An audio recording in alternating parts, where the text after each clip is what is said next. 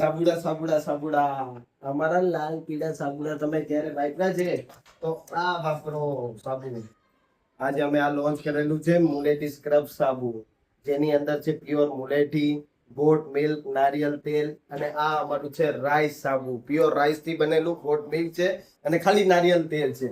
આના ફાયદા હું તમને કહી દઉં. જેને મોઢા ઉપર દાગ ધબ્બા છે, જેને ટેનિંગ ની પ્રોબ્લેમ છે, એના માટે આ સાબુ બનેલું છે. જેને 4 અઠવાડિયે યુઝ કરો, અગર 4 અઠવાડિયામાં તમને ફરક ન લાગ્યું તો પૈસા પાછા. અને આ છે કોરિયન સાબુ, આનો ગ્લો ધીરે ધીરે આવશે.